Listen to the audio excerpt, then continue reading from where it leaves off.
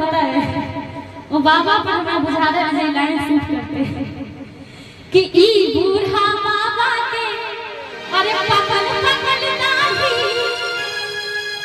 आ देखाने पाकर अरे खाए भरी खारी बता अब हम सब तक कलाकार छी समझ के तो छोड़ू हम सब तो पूरा बरियाती का करबे ना मुफ्त में तो मिलते नहीं गाइडो सुनने तो नहीं मिलते खेले कि बता